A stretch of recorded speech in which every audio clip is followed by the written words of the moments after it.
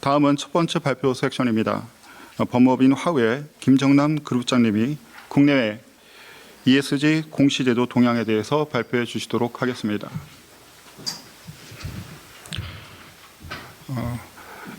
간단하게 그룹장님에 대해서 소개 말씀드리도록 하겠습니다. 김정남 그룹장님은 ESG 전문가로 에코프론티어 책임 컨설턴트, 삼정 회계법인의 파트너로 근무하신 바 있습니다. 그리고 2004년부터 지속가능 경영 컨설팅을 수행하고 계시며 ESG 전략 및 사업화, ESG 전반에 관한 자문을 제공하고 계십니다.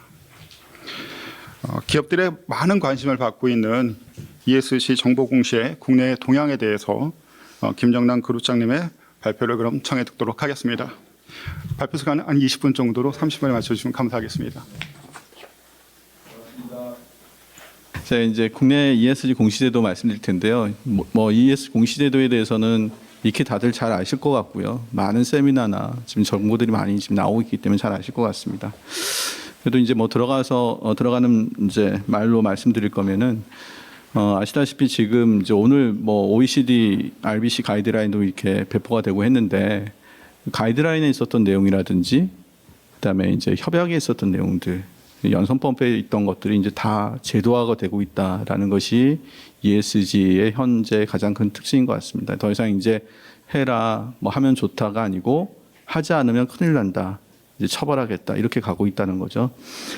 당황스럽기도 하죠. 그래서 왼쪽에 보시면 23년 조사이긴 합니다. 전문가들이나 각 지역별의 조사를 나눠서 보더라도 지금 가장 큰 ESG 관련된 또 지속 가능성에 관련된 큰 어젠다가 뭐냐고 물어봤을 때는 압도적으로 규제입니다. 그리고 두 번째가 정보 공시고요. 규제 안에는 여러 가지 CS 트리플 D라든지 궁금한 시스 당연히 많겠죠. 근데 규제에 대한 이제 정보 공시에 대한 규제가 그래서 가장 무서운 거죠. 두 개를 합쳐놨으니까. 정보 공시도 힘든데 규제까지 걸려서. 그래서 오른쪽에 보시면 여러 가지 지금까지 이제 가이드라인이라든지 자발적으로 했던 어떤 플랫폼들이 묶여서 규제가 되고 있는데 유럽과 미국과 또 한국, 일본 이런 규제들이 이제 공시 규제 생겨나고 있습니다. 그 말씀을 오늘 좀 드리겠습니다. 간단하게 좀 한번 정리를 해볼게요. 각각에 대한 각 국별 세부적인 규제 사항들을 말씀드리긴 좀 그렇고요. 동향에 대해서 오늘 좀 집중적으로 말씀드리겠습니다.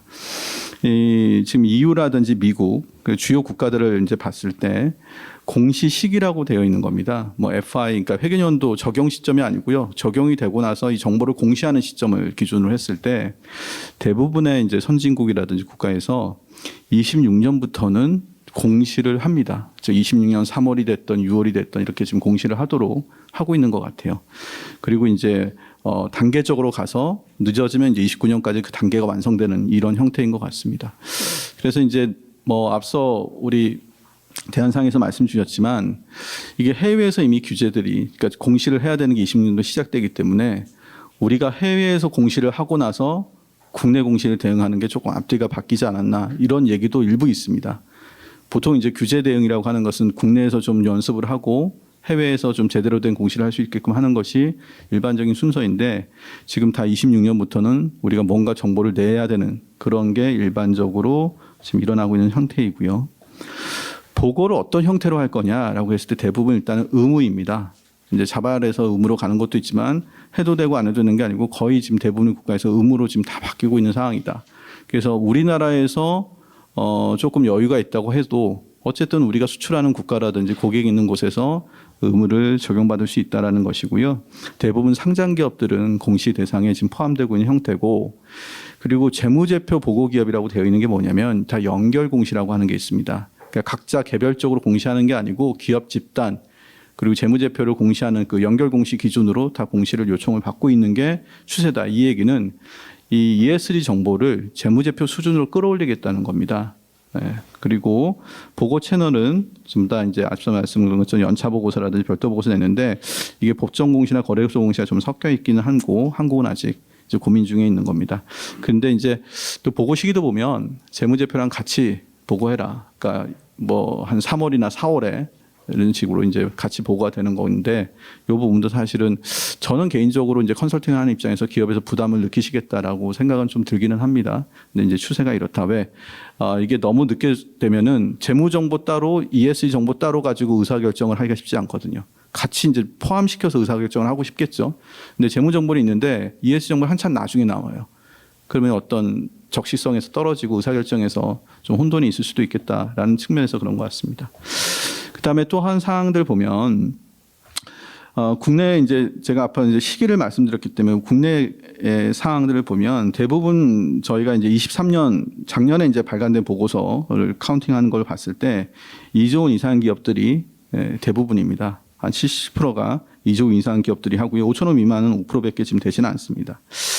그리고 발행 시기가 앞서 말씀드렸던 것처럼 3월, 즉 재무제표가 발간된 시점까지 공시하는 비율은 전체 보고서의 1.1%입니다. 그리고 대부분이 6월, 7월에 발간됩니다. 이건 여러 가지 사실은 이유는 있습니다. 그러나 이게 뭐 정보의 특성적인 이유도 있고, 그 다음에 기업에서의 어떤 전략적인 판단일 수도 있고요. 뭐 여러 가지가 있는데 현재 상황은 이렇습니다. 이제 이런 부분들을 한꺼번에 3월 안으로 또는 4월로 밀어 넣어야 되는 상황인데, 물론 기후공시만 따지면 큰 이슈는 아닐 수 있습니다. 기후공시는 지속가능성 ESG 정보의 일부이기 때문에 가능은 할 수 있는데, 어쨌든 기업에서는 그 현업 입장에서는 좀 부담을 느낄 수는 있겠다라는 생각입니다.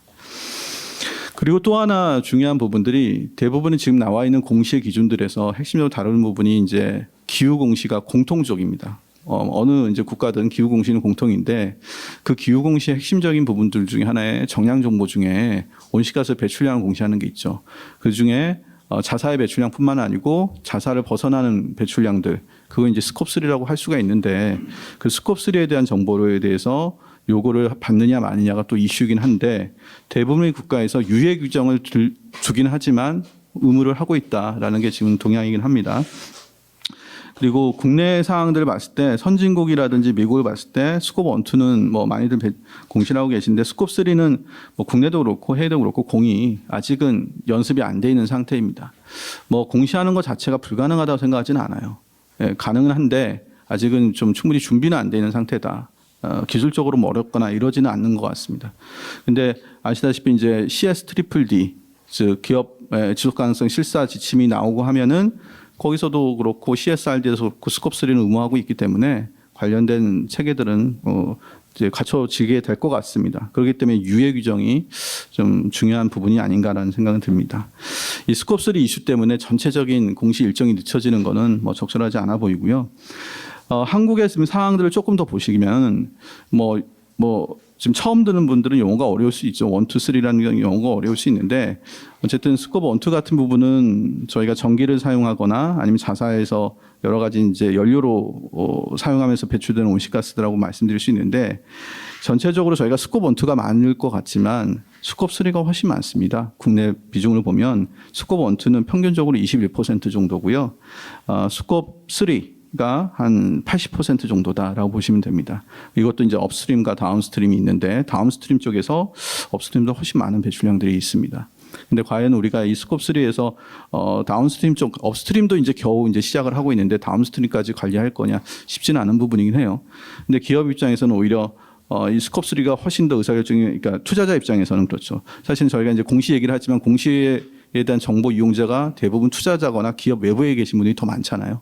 그분들 입장에서는 더 중요한 정보인데 우리는 조금 그 관리가 안 되고 있다라는 생각이 드는데 오른쪽에 보시는 게 그겁니다.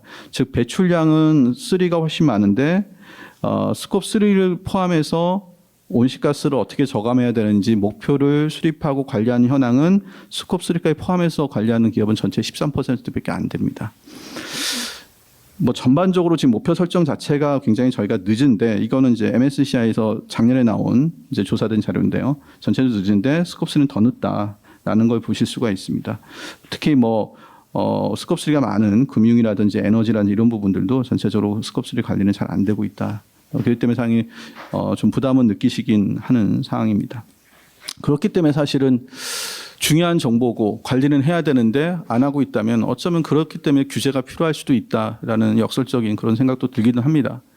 저희가 이제 국가별로 한번 살펴보게 되면 한국도 결국 여러 이제 유럽의 또는 미국의 규제에 따라서 저희도 공시 규제를 이제 만들고 있는데 뭐 이 공시 규제 내용 자체에서 얘기하는 것보다는 전체적으로 저희도 굉장히 많은 논의를 거치고요. 투자자나 기업이나 다양한 뭐 정부나 이해관계자 의견을 거치면서 지금 진행이 되고 있는데 사실은 굉장히 더딥니다. 생각보다 조금 기간도 지금 늘어지는 것 같아요.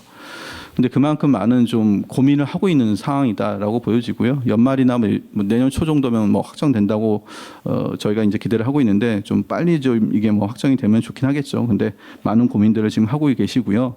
그 고민들을 조금 이렇게 주요 이슈들을 정리해 보면 이런 것 같아요. 기업이나 이제 경제계에서 의견이 있으실 거고요. 투자자 의견도 있으실 거고, 금융에서 그에 따른 계획이 있으실 겁니다. 이미 뭐 다들 알고 계시는 내용이지만 한번 랩법을 한 차원에서 보시면 기업 입장에서는 기후 관련 공시가 가장 이슈인 거예요. 사실은. 그래서 이 기후 관련 공시에 대한 필요성은 다들 공감을 하십니다. 근데 앞서 말씀드렸던 이 스콥 3 저희가 관리가 안 되고 연습이 좀 더딘 부분들은 조금 유예 기간을 달라라는 의견들이 있으시고요. 심지어는 뭐 일부는 뭐 자율 공시로 가자, 의무 공시가 아니고 이런 의견도 분명히 있으십니다. 그리고 이제 101호라고 하는 부분이 있는데요. 이거는 뭐 생소하실 분들도 있으실 거예요. 근데 이제 저희가 이제 기후 중심으로 해서 저희가 한국의 지속 가능성 정보 공시 기준이 만들어지고 있는데 기후뿐만 아니고 실제로 다른 사회적인 부분이라든지 다른 정보가 중요한 게 많습니다. 그런 정보도 뭐 자율이 됐던 의무가 됐던 이 같이 지금 이 기준 안에서 지금 포함돼서 나오고 있는데 사실은 저는 이 101호도 컨설팅을 하거나 또는 투자자 입장에서 굉장히 중요한 정보예요. 이 정보들이 이미 정부에 제출이 되고 있기 때문에 기업에서는 공시 부담이 가중되고 이중 부담이다라는 말씀을 하시는 건 맞는데 그 정보에다 제출되는 정보를 투자자가 받아서 다시 활용하려면은 굉장히 많은 절차들이 필요합니다. 그리고 번거롭기도 하고요. 그렇기 때문에 사실은 기업 투자자라든지 정보 이용자 입장에서는 직접적으로 기업들이 이거를 관리해서 공시하기를 원할 수밖에 없겠죠. 그런 부분들이 현재 있습니다. 그래서 필요성도는 분명히 있는 것 같지만 이 부분들에 대해서 좀 자율이라든지 아니면은 범위라든지 이런 부분들은 조금 더 논의가 돼서 좀 시행이 되면 좋겠다는 생각은 들고요. 그다음에 기준이 좀 계속 더뎌지기 때문에 빠르게 의사결정을 해달라라는 얘기들도 있습니다. 투자자 의견도 마찬가지입니다. 근데 보시면은 투자자들은 당연히 빠르게 전반적으로 포괄적으로 뭐 규제를 요구하고 있는 상황이고요. 이런 것들이 궁극적으로 우리의 코리아 디스카운트를 해결할 수 있는 하나의 방안일 수 있다. 라는 의견을 제시하고 있고요. 금융위에서도 여러 가지 금융 연계에서 이 공시 제도와 연계한 방안들도 지금 고민을 하고 있다라는 의견들입니다. EU 같은 경우는 이제 보시게 되면 지금 24년부터 본격적으로 각 국가마다 이 지침들을 전환해서 진행을 하고 있고요. 내년이면 최초 이제 EU에서 적용되는 보고서들이 나오는 일정으로 지금 가고는 있습니다. 그런데 현재 내년부터 이제 보고서들이 나오게 될 텐데 EU의 지침, 즉 지속 가능성 보고 지침 자체를 각 국가마다 법안으로 이제 자국법을 만들어야 되는데 이 승인된 국가가 이게 지금 EU 회원국하고 이제 EEN의 EFTA 국가들 다 포함해서요. 승인된 국가가 15개고요. 아직도 의견 수렴 중인 국가도 있고 초안이 안 나온 데도 있습니다. 그리고 초안만 나온 데도 있고. 그래서 사실은 올해 7월까지 이게 전부 다 전환이 완료가 됐어야 되는데 조금 더뎌지고 있어요. 그만큼 EU도 좀 뭐 전환하는데 여러 가지 고민들이 있고 좀 부담을 느끼고 있는 것 같은 실정입니다. 이게 올해 이제 9월 30일자 기준으로 저희가 이제 자료를 본 겁니다. 요거는 뭐 참고적일 수 있는데 이 전환의 현황을 보면은 의견도 수렴하고요. 초안을 발표해서 그것을 이제 기준을 승인하는 그런 절차들이 있고요. 그리고 골드 플레이팅이라고 해가지고요. CSRD 지침보다 더 높은 조기 적용을 한다거나 대상을 확대한다거나 보고수를 늘린다거나 추가 공시를 요구한다거나 이런 게 있습니다. 그런 걸 골드 플레이팅이라고 하는데 그런 국가들도 존재합니다. 그래서 보시는 것들은 이제 참고적으로 저희가 이제 말씀드리는 거고요. 그래서 아직 승인도 안 나고 의견 수렴도 안 되는 국가들도 있고 승인도 된 국가가 있고 뭐 덴마크라든지 핀란드는 대상을 늘린다거나 이런 부분들도 지금 발표가 되고 있는 상태입니다. 독일도 아직까지는 승인이 안 된 상태고요. 그리스도 그렇고 뭐 그렇습니다. 그리고 아일랜드 같은 경우도 지금 여러 가지 대상을 확대하거나 이런 정책들을 피고 있습니다. 생각보다 뭐 주요 국가들이 아직 진행이 안 된 것도 많이 있는 걸 볼 수가 있습니다. 그래서 이 부분들은 아직 그 유럽 자체도 지금 고민을 많이 하고 있는 상황이기 때문에 뭐 이게 계속 늦어지지는 않을 거고요.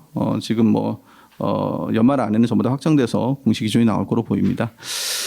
미국도 저희가 이제 소개를 안 드릴 수가 없습니다. 미국도 ESG 관련된 공식 기준이 있는데 대표적으로 미국 US SEC에서 나온 기후 공시 의무화죠. 이게 이제 올해 4월에 이미 그 안들이 나왔고 진행을 하려고 했는데 여러 가지 소송건 때문에 이제 정체돼 있었던 거고요. 공화당의 반대가 심했습니다. 그런데 이게 지금 트럼프가 되고 나서 조금 더 불확실성이 높아지긴 했죠. 그래서 기후 공시 얼마나 기업이 온실가스를 많이 배출하느냐, 그거에 대한 재무적 영향이 뭐냐, 이게 사실은 아시다시피 미국의 석유 산업이라는 석탄 산업이 많기 때문에 굉장히 이제 부담스러운 법률이죠. 그래서 사실은 지금 그 이행이 좀 정지되어 있는데 더욱더 조금 불확실성은 높다. 제가 여기서 이건 안 될 것 같다, 될 것 같다라고 말씀 못 드리겠고요. 궁금하시면 개인적으로 제 의견을 여쭤보시면 나중에 개인적으로 말씀드리겠습니다. 근데 불확실성은 높아졌습니다. 그런데 그렇다고 해서 해결되는 게 아니고요. 캘리포니아라는 지역이 있죠. 캘리포니아 지역에서 이 기후 데이터 책임법, 기후 관련 재무 리스크법이라는 게 있습니다. SB 253, SB 261이라는 법이 있어요. 이 법이 SEC보다 훨씬 강력한 법입니다. 뭐 캘리포니아에서 하는 게 뭐 그게 중요하냐. 캘리포니아라는 데를 GDP로 따지면요. 전 세계 하나의 국가로 치고요. GDP로 따지면 4위나 5위 정도 규모입니다. 그러니까 독일하고 앞서거니 뒤서기 하는 정도 수준으로 보시면 돼요. 그리고 실제 캘리포니아에 연동된 국내 자회사라든지 법인이라든지 그쪽하고 우리가 거래하는 기업들이 많기 때문에 이 캘리포니아 법은 뭐 연방정부에서 이러저러 할 수는 없기 때문에 이건 다 통과가 됐습니다. 그래서 이 법들을 유심히 저희가 관찰을 해야 되고 내용 자체는 SEC 법보다 더 강력하다. 간단하게 이렇게 정도 말씀드리도록 하겠습니다.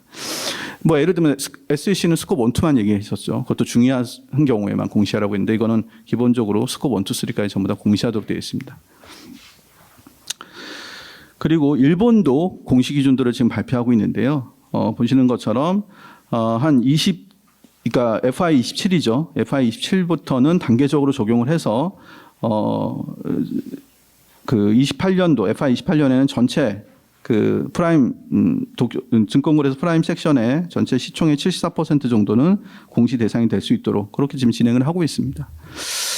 그리고 뭐 일본도 마찬가지입니다. 이거를 재무제표 일부로 발행할 것인지 뭐 별도로 발행할 것인지 기한을 재무제표로 동시랑 해야 될지 이렇게 별도로 해야 될지 이런 고민들을 같이 지금 하고 있어서 국내에서 하는 고민들과 거의 유사한 고민들을 하고 있습니다. 그러나 이제 시점은 거의 27년이냐 28년이냐 이렇게 거의 지금 논의가 지금 거의 완성돼 가고 있는 단계다라고 말씀드릴 수 있고요. 마지막으로 제가 이제 말씀드릴 수 있는 부분은 뭐 지금 이제 ESG라든지 기업 책임이라든지 이런 부분들이 규제화되고 있다. 그 중에서 공시 규제는 굉장히 중요한 이슈이다. 뭐 유럽도 그렇고 미국도 그렇고 일본도 한국도 다들 이 공시 규제해 가지고 지금 뭐 고민을 많이 하고 있다. 그런데 일단 공시된 정보들 자체는 투자자라든지 외부 정보 이용자들이 많이 이제 활용을 할 텐데 뭐 당연하시겠지만 이게 신뢰성이 가장 중요합니다. 그렇기 때문에 여러 가지 뭐 온실가스 같은 경우 이미 검증을 받고 있고요. 나오는 정보에 대해서도 검증을 필요한데 뭐 기후는 뭐 그럴 수 있습니다. 그러나 ESG 전반에 대해서는 공시가 우리 회계감사하듯이 그렇게 할 수 있는 부분이 아니에요. 기준도 명확하지 않고 감사 가이드라인도 명확하지 않기 때문에 굉장히 고민이 많고요. 전 세계 기업의 25%만 지금 이 검증에 대비를 하고 있다는 통계가 작년에 나온 통계가 있습니다. 그래서 근본적으로 그린워싱이 시작한 거죠. 우리가 기후에 대해서 목표를 선언했는데 안 지키는 거예요. 목표만 선언한 거예요. 그리고 줄이겠다고 하고 뭐 어떻게 하지만 실제 이행은 안 되고 뭐 여러 가지 거버넌스는 이렇게 채웠고 관리는 이렇게 한다고 하지만 실제 내용은 아닌 경우도 많이 있습니다. 그래서 이런 부분들에 대해서 글로벌 지속가능성 공시 인증 기준 ISSA 5000이라는 게 나오긴 했는데 실질적으로 이게 전부 다 해결할 수 있는 방안은 아닌 것 같고 다양한 전문가들이 같이 모여서 이 기업의 정보들을 검증하고 인증하고 또 리스크를 줄일 수 있게끔 해야 되는 방안들이 필요하다라는 생각들이 듭니다. 실제로 기업들도 걱정을 많이 하고 있고요. 미국 같은 경우는 그 CEO들의 한 80%는 자신들의 정보들이 그린워싱에 전부 다 위반될 수 있다는 실제 통계들이 나오고 있습니다. 그러니까 그만큼 걱정스러운 거예요. 그것은 기존의 회계감사인이라든지 일반적인 검증인들이 이거 문제를 해결하지 못하고 있는 상황이기도 합니다. 그래서 실제로 저희가 올해 했던 작업 중에 하나는 오른쪽에 보시는 것처럼 특정 기업 같은 경우는 그린워싱 검증을 별도로 요구하는 경우가 있어요. 그러니까 지속가능 보고서라든지 온실가스 보고서의 검증뿐만이 아니고 그린워싱 자체에 대해서 검증을 요구하는 경우가 많습니다. 그래서 그런 부분들도 저희가 지금 대응을 해서 보고서 뒷면에다 이렇게 올리고 있는데 이런 부분들에 대해서도 같이 정보에 대한 공시 방안, 시점, 룰도 중요하지만 어떻게 신뢰성을 확보할 것이냐에 대한 것들이 향후 저희가 좀 더 관심 갖고 논의해야 될 부분인 것 같아요. 예. 그래서 그런 화두를 좀 던지면서 제 발표는 마무리하도록 하겠습니다. 감사합니다.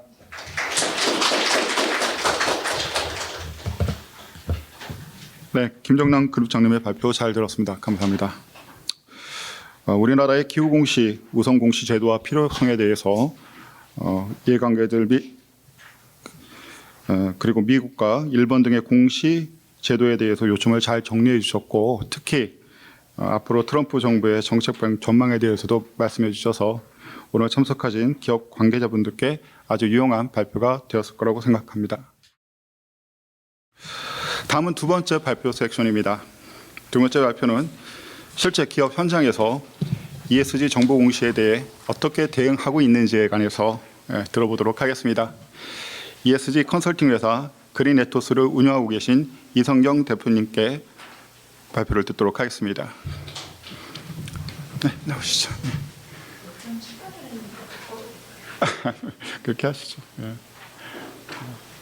네.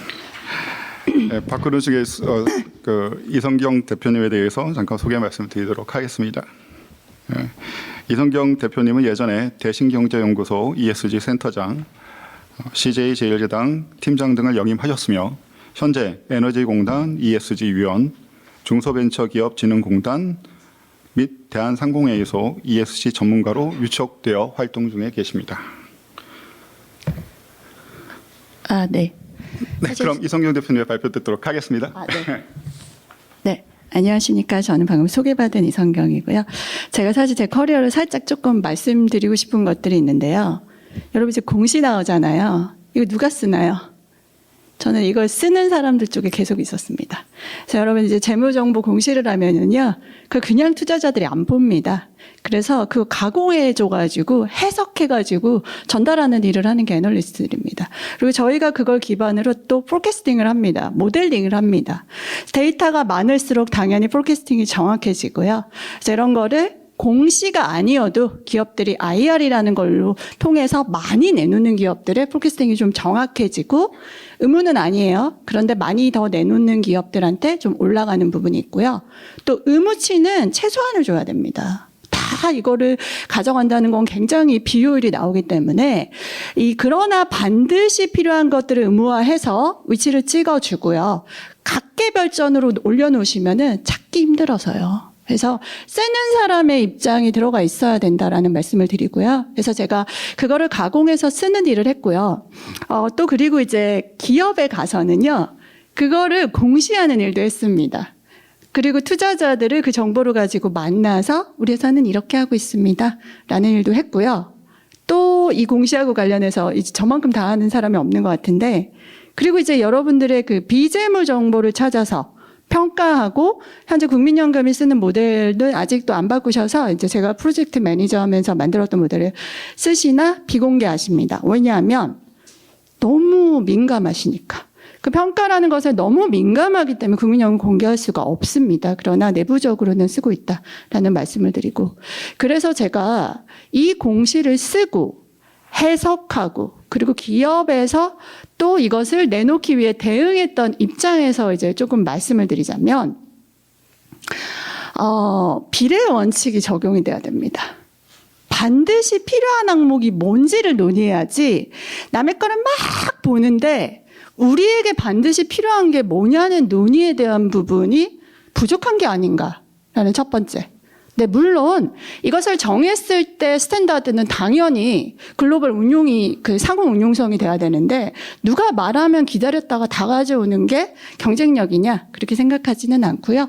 아울러 그렇게 해서 많이 내놓는다고 책임 경영이 된다고 생각하지도 않습니다. 그래서 저는 결국에 의무로 반드시 가져와야 할 것, 그리고 정말로 책임 경영을 생각하는 기업들이 의무가 아님에도 뭘 가지고 오고 있는가를 안목을 가지고 쓰는 사람들의 역량이 올라가는 게 정말 중요하거든요. 네, 그렇지 않고 규제만 이만큼 한다고 해서 너무나 좋은 책임 경영이 갈 것인가?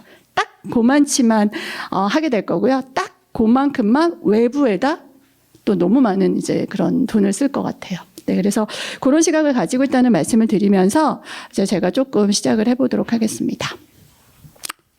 질문을 하나 드릴게요. 우리나라에 ESG 공시가 있나요, 없나요? 여기에 답을 못 하시더라고요. 있습니다. 있는데 자꾸 없는 것처럼 논의가 되는데요. 대표적으로 이제 지금 제가 오늘 아젠다가 아니기 때문에 말씀 안 드리지만요. 사회 일정 정보 같은 경우에는 이미 사업 보고서 주석 같은 데 들어가 있는 정보가 있고요. 또 기업 지배 구조 보고서 같은 것들도 현재 의무화돼서 자산 총액에 따라 발간하고 계십니다. 그리고 또 금융위에서 이거 21년도에 의무하셨거든요. 네, 지속가능 보고서 내라 그래가지고 발간이 굉장히 확대됐는데요. 자, 거래소에서 숫자가 이제 왼쪽이라면 다 집계를 못 하셨더라고요. 사실 정확한 집계가 안 되는 게 발간을 하고도 뭐 자율공시를 하거나 이렇게 잘 안 모아져 있어요. 그래가지고 지금 현재 집계가 덜 되지만, 이게 표준협회에서 내신 건데, 또 공공기관들도 내고 있습니다. 공공기관 공시가 있어요. 그래서 300개 넘게 현재 공시가 되고 있습니다. 자, 이제 숫자가 늘었죠. 많이 썼으니까 다들 책임 경영이 엄청나게 올라갔을까요? 다른 얘기일 수 있습니다. 물론 적어도 이 보고서를 쓰기 위해서, 회사에서 이 보고서를 담당하는 조직이 생겼거나, 혹은 바깥에 주셨거나 하면서 한번 집계를 하는 과정들은 있었을 것 같아요. 그래서 오늘 저한테 이제 말씀 주신 거는 결국 우리의 공시가 어떠해야 되냐. 그리고 그것들이 어떤 식으로 나와야지만 좀 의미가 있을까. 우리는 이걸 어떻게 바라봐야 되냐. 그래서 저는 오늘 좀 쉬운 얘기 할 겁니다. 제도가 되게 어렵거든요. 네, 그래서. 자, 그러면은 보고서를 쓴다. 이 지속가능 보고서는요. 항목을 정해준 적은 없어요. 네, 보고서를 써와라. 라고 말하는 순간 여기서 이제 중대성 평가를 해서 스스로 너의 경영에 중요하다고 생각하는 것들을 평가를 해서 가져와 라고 하면서 여기서 이제 이중 중대성을 과거에 이 시장을 주도했던 뭐 GRI라든가 이런 글로벌 표준에서 이야기를 했기 때문에 그동안 자, 거래소에 올라가고 이런 정보들의 특징은요. 주로 상장을 기준으로 내가 받게 될 재무적인 영향을 저는 많이 분석을 했었어요. 예전에. 그것을 이제 우리가 이제 바깥에서부터 내가 받게 되는 영향이라면 이제 이러한 지속 가능의 개념이 확장되면서 내가 사회로 주는 영향을 좀 생각하도록 해. 여기서부터는 양상이 달라지는 겁니다. 사실 이거는 상장과 비상장의 이슈가 아니거든요. 그런데 지금 논의는 계속 상장한테만 얘기를 해요. 이중중대성 개념을 채택하기로 하는 순간 유럽의 개념이죠. 유럽에 가셔서 공시제도 보시면은요. 상장한 애들만 얘기 안 합니다. 덩치가 큰 애들이 영향이 크니까 덩치의 기준을 자산 총액으로 잡거나 매출로 보거나 혹은 임직원의 숫자로 볼게라는 결이 맞아요. 그러니까 결이 맞게 가져야 되는데 어떤 거는 여기서 가져왔다, 어떤 거는 저기서 가져왔다 하니까 이 어떤 철학이 없거나 정체성이 불분명한데 우리가 만약에 이제 앞으로 가야 할 공시의 이슈를 어떤 투자자들만의 몫으로 볼 것인가 혹은 우리의 NDC 목표도 있습니다. 그리고 환경적으로나 또 우리 산업이 가야 할 무역적인 영향은 상장 기업들만 받는 건 아닙니다. 그렇다면 어떻게 본다면 상장과 비상장을 떠나 꼭 필요한 것들을 어느 수준으로 가져올 것이냐라는 우리만의 논의가 있어야 하는데 현재 이러한 논의들이 조금 부족한 게 아닌가. 그냥 의무화를 해야 한다는 논의와 다른 곳들의 제도를 전체적으로 이렇게 보고 있는 게 아닌가라는 사실은 약간의 안타까움이 있다고 보고 있습니다. 그래서 보고서를 제가 오늘 말씀드리겠지만 그런 와중에도 많은 기업들이 일단 우리가 완전히 규제가 되기 전에 연성의 형태지만 한번 집계를 해봐야겠다라고 하면서 보고서를 쓴 거고요. 저희는 이제 보고서를 발간할 때 목적과 의의가 뭐냐, 이거를 써보시니까 얼마나 뭐를 얻으셨습니까? 제가 사실 기업의 담당자들한테 이런 것들을 한번 묻고 싶어요. 그런데 대부분의 인식입니다. 왼쪽의 인식. 의무가 될 것 같다. 지켜야 하지 않겠냐. 그리고 마케팅과 홍보. 상 받았다고 하면 좋겠는데 이걸 어떻게 뭐라고 말해야 되죠? 네, 이런 부분. 그리고 아무래도 평가받을 수 있는 어떤 방식이 좀 많지 않다 보니까 평가 점수에 조금 연연하게 됩니다. 가장 어떻게 보면 영향력이 큰 국민연금 공개하지 않기 때문에 사기관 중에서도 조금 이제 그동안 오래 해왔던 한국 ESG 기준원의 평가 점수를 마치 이제 우리의 KPI처럼 많이 넣어 놓으셨어요. 그래서 왼쪽에 돼요. 자, 근데 오른쪽 진정한 발간의 가치가 뭘까? 내 목표를 향해 내가 얼마나 가고 있는가? 네. 내가 이 지속 가능 경영이라는 측면에서 각 기업별로 내 목표는 내가 받게 될 거나 앞으로 주게 될 영향을 이런 제도 변화하고 봤을 때 과연 나의 목표는 어떠해야 되고 그것의 이행률이 지금쯤 어디에 와 있나를 사실 점검할 수 있는 굉장히 좋은 툴이에요. 그런 부분이 있고요. 또 하나는 정책과 제도가 바뀝니다. ESG 관련된 무역들 굉장히 많이 들어와서요. 올해만 해도 사실 EU가 굉장히 많은 무역 안에 제도들을 넣었는데 시행이 된 게 훨씬 적습니다. 자, 이제 순차적으로 계속 들어온다고 본다면 그러한 것들에 대한 대응력을 점검해 봐야 되는 이거 쓰는데 한 6개월 정도 걸립니다. 네. 그리고 이제 마지막으로 나는 정말로 사회적으로 어떤 가치를 창출하는 주체인가. 사실 오른쪽이 정말 의의가 있어야 되고 이 왼쪽을 가지고서는 최소한 왼쪽에 어떤 규제를 갖고 그 진정한 책임 경영을 가져갈 수는 없다라는 생각을 가지고 있습니다. 그래서 저희 발간 보고서 쓰는 부서들이요, 이제 굉장히 고생을 하십니다. 이제 유관부서하고 많이 일을 해야 되는데, 많이들 고충. 정말로 되게 많은 것들을 체크해야 되는데, 아직까지 협조를 받기가 쉽지 않다. 이제 외부에서 와서 많이 써주시죠. 그리고 그렇게 고생을 해도 제대로 된 평가를 잘 못 받으시니까, 이런 어워즈들이 있더라고요. 한번 홈페이지만 들어가셔도, 대충 홈페이지 느낌 보면은 이게 정말 권위가 있겠구나 없겠구나는 대충 느끼실 수가 있을 거예요. 평가받을 방법이 없기 때문에 이러한 보고서를 쓰고도 뭐라도 이런 거 받아야 되지 않나? 라고 하고 있는 게 사실은 현재 우리의 현실이긴 합니다. 네. 근데 제가 이제 이거 물론 이제 잘된 사례이기 때문에 외국 기업이 다 잘하는 거 아니라는 말씀 드립니다. 그리고 우리 기업이 무조건 못하는 것도 절대 아닙니다. 그런데 제가 이제 보고서를 좀 읽다 보면 오른쪽에 가까운 생각을 하는 기업들이 보입니다. 저는 이제 이런 것들을 많이 읽었고 숫자가 어디 있어? 맞췄어? 이런 거는 그냥 규제의 최소한이어야 되고요. 어떤 생각을 하고 있는 거야? 앞으로의 세상을 어떻게 바라보는 거야? 뭘 준비하는 거지가 좀 보이는 경우들이 있어요. 그래서 오늘은 제가 그걸 좋은 사례라고 말씀을 드리고요. 마이크로소프트 같은 경우에 지금 하고 있는 것들이 사실 물 부족 이슈. 우리 지금 탄소 얘기에 갇혀 있지만 물 부족이라든가 물하고 관련된 요새 기상 재난이라고 나는 거 다 이제 폭우죠. 어느 쪽에선 폭우가 나고 어느 쪽에서는 가뭄이 나는 그 이슈하고 관련해 가지고요. 이렇게 부족한 국가들을 찍어요. 우리는 이제 위험 갖고 오라면 찍어가지고 어디에 내가 무슨 사업장이 있어서 위험이 어떻다. 이렇게 끝나는 것의 책임 경영과 이렇게 물 부족한 지역 중에서 누가 얼마나 고통받는지를 보고 그런 데다가 이제 사회공헌을 하고 있더라고요. 그래서 실질적인 이제 책임 경영을 하는 사례가 아닌가 해서 이제 말씀을 드리고 그냥 얼마 투자했는지를 정확하게 써줍니다. 근데 이렇게 투자는 못하죠. 이건 정말 많이 버는 회사라서 이렇게 많이 투자를 하고 있다라고 말씀을 드리고요. 그다음에 이제 이런 어떤 경영을 하고 이런 보고서를 쓰거나 하면서 공시자체를 하면서 나를 좀 돌아보고 있구나라는 느낌을 주는 것 중에 이제 제가 네슬레인데요. 이제 결국에 누가 시켜서 하는 걸 떠나 이제 식품 같은 경우에는요. 우리 지금 이제 기후 재난이 심해지면서 온실가스 갖고 와, 온실가스 내놓는다고 해결되는 게 아니고요. 이걸로 인해서 내가 어떻게 노출되어 있는가, 내 비즈니스가. 그 중에 제일 중요한 게 내 원재료의 산지들을 보면서 이게 앞으로 가격이 변동할 수도 있고요. 이게 또 이제 조달주자 잘 안 될 수도 있고 이런 면화들이 좀 있습니다. 그래서 그러한 것들을 이렇게 다 나눠서 봤더라고요. 그러면서 이렇게 내놓지 않더라도 무언가 준비를 했겠구나라는 것들이 좀 유치가 가능했다라는 말씀을 드립니다. 그래서 제가 이제 좋은 사례라고 가져와서 좀 말씀을 드리는 거고요. 그리고 이제 우리 기업들 중에 300개 넘게 썼는데 제가 다 보고 제일 좋은 거를 선발한 게 아닙니다. 보통 이렇게 되면 큰 기업을 위주로 보게 됩니다. 그래서 제가 이제 삼성전자를 봤을 때 이 부분이 참 좋았습니다. 그래서 삼성전자에서 공급망 관련돼서 하시면서 굉장히 구체적으로 써주셨어요. 그래서 자가평가를 내가 어떻게 하고 몇 개사를 했다. 정확하게 하지 않고 낼 수 없습니다.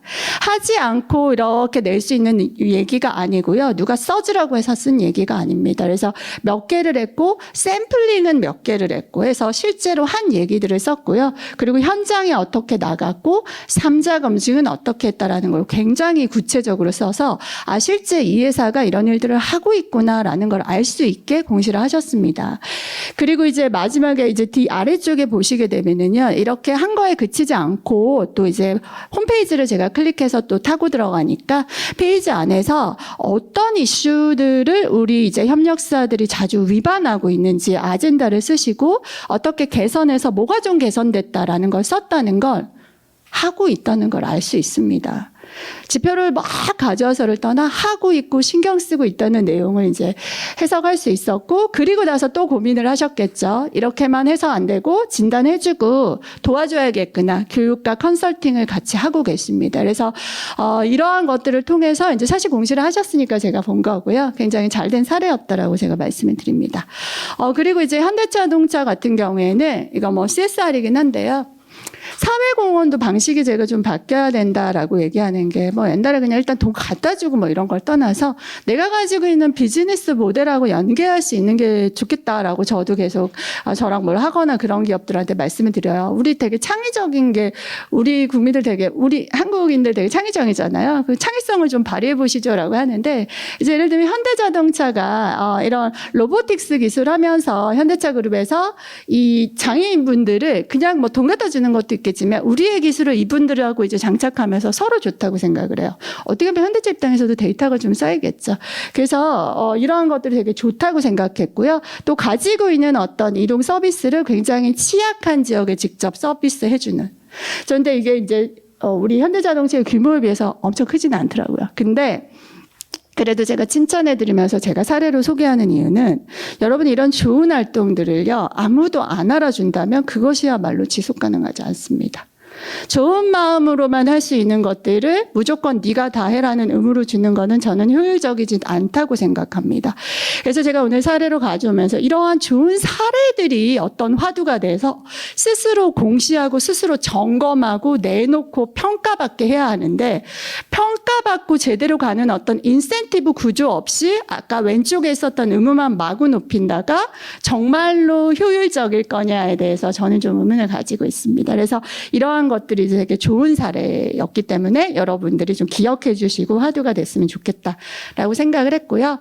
또 이제 그 너무 큰 기업만 한 것 같아가지고 제가 이제 유한양행 사실 이제 이미지도 요새 주가도 좋죠. 이 기업은 또 이제 기술도 되게 좋으셨는데 요거 이제 폐암 치료제 렉라자 하시면서 무상 공급 프로그램 운영을 하셨어요. 물론 이제 기업 입장에서 뭐 약간의 테스트성도 있겠지만 신약이 처음에 이제 어떤 과정 안에 있을 때 굉장히 비싸단 말이죠. 그 과정에서 그 비싼 약을 부담을 덜어서 무료로 주시면서 또 회사도 어떻게 보면은 그 적응을 해보면서 또 이제 그 효과를 보셨을 거예요. 그래서 이러한 것들에 대해서 굉장히 구체적으로 또 보고서 안에 담겨 있어서 좋은 사례다라고 제가 생각을 했고요. 또 오른쪽에는 이제 한국콜마홀딩스 이제 콜마그룹인데요. 여기가 이제 그 사실은 이제 중견 기업으로서 어느 정도인데 생각보다 누가 알아주진 않지만 이제 최근에 가족 친화 정책을 굉장히 강화를 하셨어요. 그래서 팀이 또 생겼습니다. 출산 장려 팀으로. 그래서 이런 팀도 만드시고요. 그리고 또 이제 자녀 이제 출산할 때마다 뭐 100마디 말보다 일단 또 이렇게 셋째 이상의 뭐 장려금도 지급하고 또 이제 무조건 한 달 이상 이제 쉬어라 이런 것들. 네, 되게 좋은 정책인데요. 돈이 들죠. 그래서 단기적으로는 모든 게 어떻게 보느냐인데 이것이 우리 조직에 들어가서 좋은 문화가 되고 또 우리 회사의 브랜드가 올라가서 결국에 나에게 돌아올 것이다 라는 생각이 들게 되면 조금 더 쓸 수 있겠지만 이러한 것들이 비용에 불과하구나라는 어떤 그러한 것들로 남는다면 사실 이제 계속적으로 커지기는 어렵다고 생각을 합니다. 그래서 저는 이제 이렇게 좋은 사례들 오늘 제가 가져온 사례는 어디까지나 제가 지금 본대에 불과하지 사실은 우리의 그 300개 안에서 온실가스가 뭐예요 하는 것보다 그 안에 좋은 활동들을 이렇게 보는 것은 사례의 발굴에 있어야 합니다. 그래서 물론 일정 부분의 공시제도가 당연히 필요하지만 그것만으로 책임 경영이 커지지 않습니다. 좋은 사례가 발굴이 돼서 화두가 되고 또 서로 나누고 이러한 것들이 좀 커졌으면 좋겠다 해서 제가 소개를 했고요. 외국에서 되게 잘하고 있는 데 중에가 이제 구글인데요. 자, 여기 미국은 이런 보고서 의무 없습니다. 그런데 미국 기업 중에 이제 탑 기업들은 굉장히 잘합니다. 그래서 대표적으로 가장 잘하는 데가 구글인데요. 멋있더라고요. 구글의 보고서 목차에서 제가 빨간 거 쓴 거, 우리 기업들이 좀 배웠으면 좋겠다 싶은 것 중에 하나가 앰비션이 먼저 나옵니다. 앰비션과 그리고 어프로치가 나옵니다. 즉 내가 이 아젠다를 어떻게 바라본다. 누가 안정해 줍니다. 나는 앞으로의 세상을 어떻게 바라보고 내 비즈니스가 앞으로 어떤 역할을 해야 된다고 나의 비전이나 앰비션을 가져갈 거야. 그리고 거기에 따라 나는 이런 접근 방법을 갈 거야. 너무 멋있어요. 읽어보면. 근데 우리 사실 인덱스처럼 써놓은 거 많아요. 뭐는 뭐다. 뭐 공시하라고 했으니까 여기 있습니다. 몇 페이지. 엄청 친절해요. 그러나 그게 무슨 어떤 경영을 하고 이런 생각을 가지고 계시구나는 아니고요. 의무 대응이고요. 그러나 이렇게 가져오려면은요, 뭘 느꼈냐면요, 이건 밑에 실무자가 못합니다. 이러한 앰비션과 어프로치를 당당하게 앞에 낼 수 있다는 거는요, 경영진이 나오셨다는 겁니다. 경영에서 이러한 것들을 굉장히 중시하고 생각하고 있다라고 볼 수밖에 없고, 그래서 구글의 앰비션에서 이런 얘기를 합니다. 매일 수십억 명의 사용자가 이용하는 우리 제품과 플랫폼을 통해 우리는 지구를 위한 긍정적인 행동을 이끌어낼 수 있는 결정을 이루도록 돕고 싶습니다. 저 너무 멋있더라고요.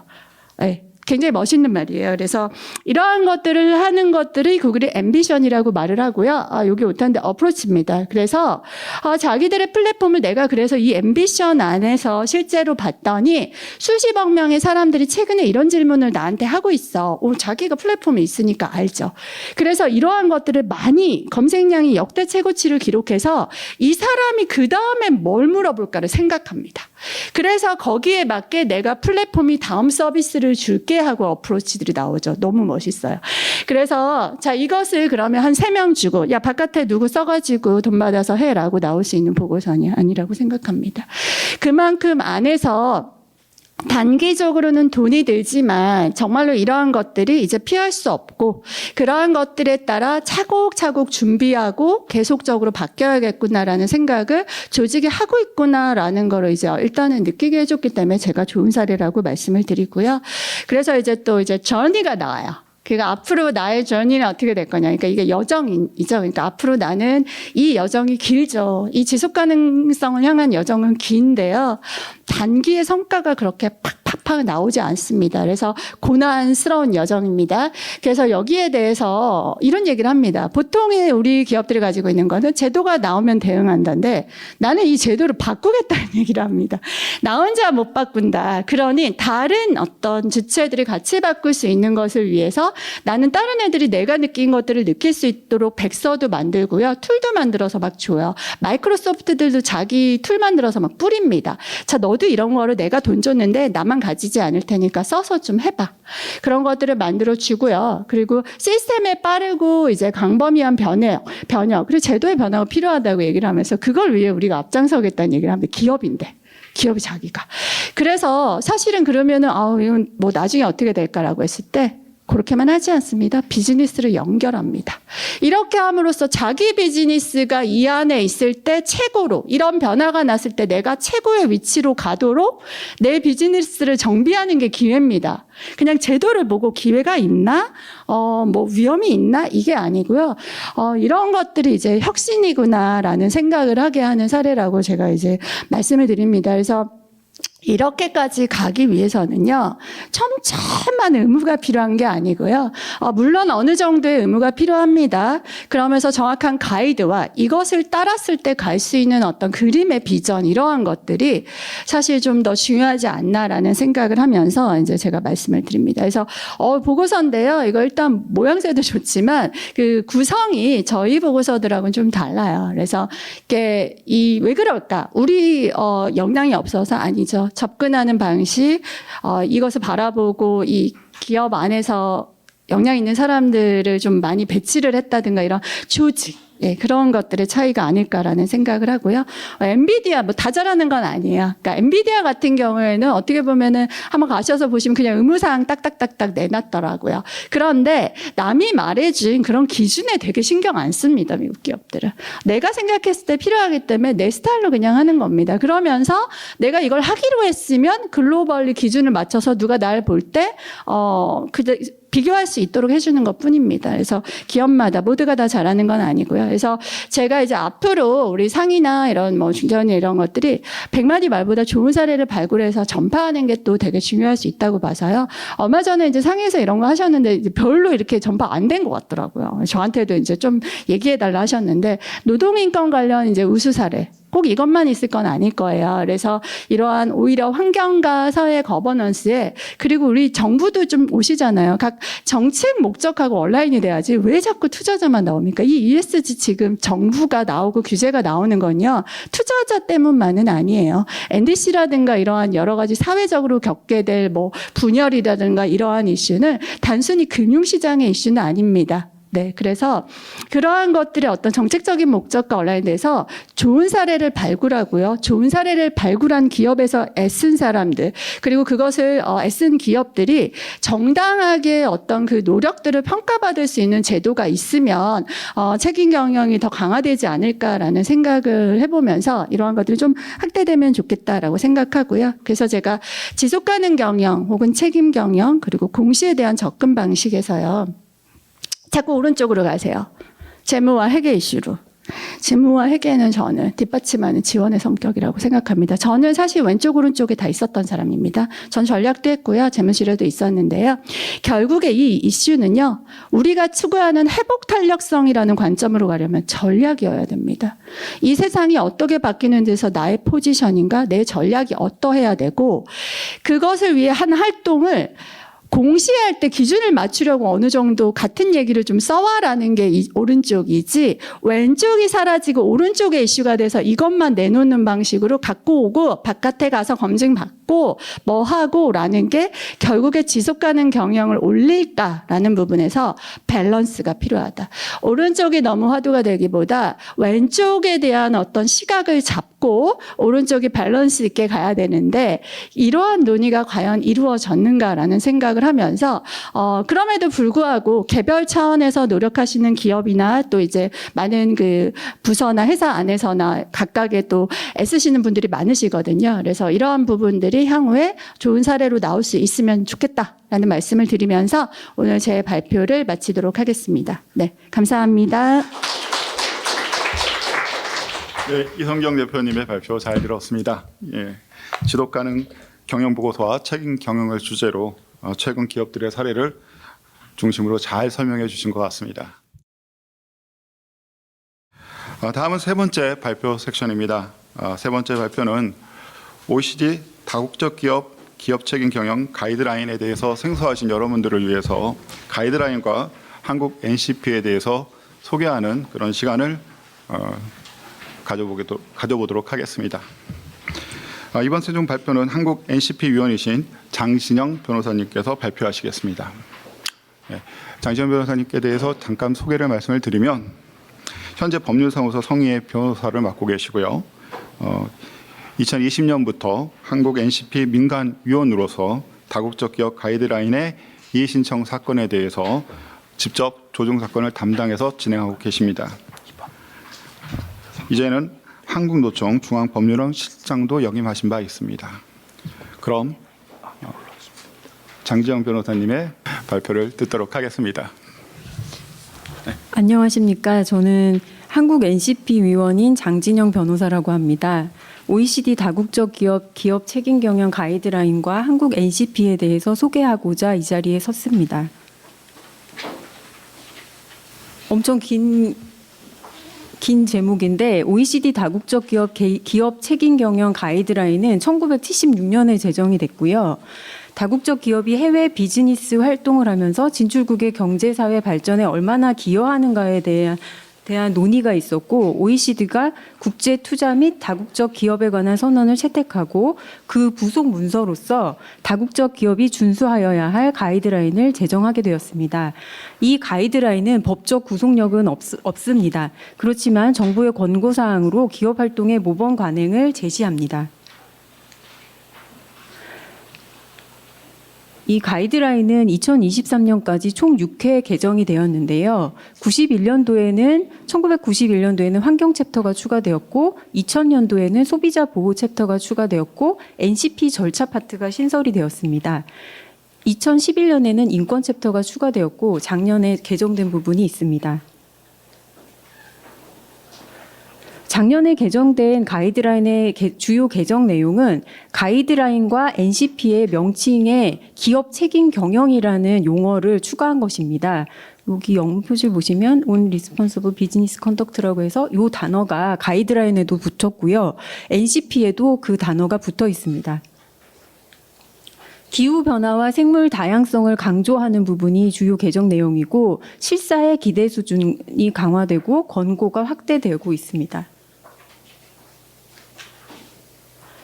기업 실사 많이 요즘 얘기하고 계시는데, 이 기업 실사의 과정은 기업 책임 경영을 기업 정책 및 관리 체계에 내재화를 하고 부정적 영향이 있는지 식별해서 평가를 한 다음에, 이 부정적 영향이 실질적으로 영향이 있으면 그것을 중지하고, 잠재적으로 영향이 있을 것 같다 하면 이를 예방하고 완화하는 것에 대한 것을 작업을 하고요. 이것에 대해서 이행 및 결과를 추적한 후 부정적 영향이 어떻게 해결되어 가고 있는지 소통하고 구제를 제공하고 구제를 협의하는 이런 과정을 거치는 것입니다.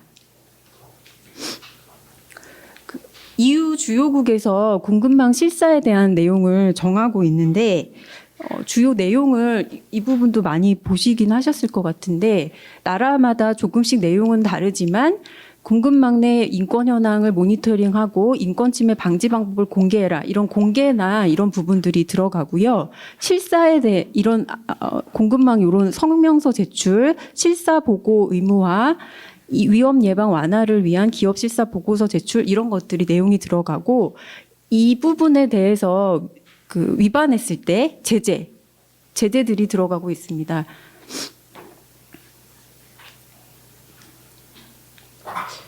OECD 가이드라인 같은 경우는 유럽연합에서 기업 지속 가능성 공급망 실사 지침이 나왔는데, 여기에 대해서도 가이드라인을 언급을 하고 있는데요. 인권 실사의 개념은 가이드라인에서 구체화되고 더욱 발전되었다. 그리고 이 지침 및 부분별 지침은 기업이 이런 운영을 하고 하는 데 있어서 실질적인 실사 단계를 제시하는 국제적으로 인정받는 프레임워크다라고 언급하고 있습니다. 대한민국 정부 부처에서도 각종 출간물에서 이 가이드라인을 언급하고 활용 기준으로 활용하고 있습니다.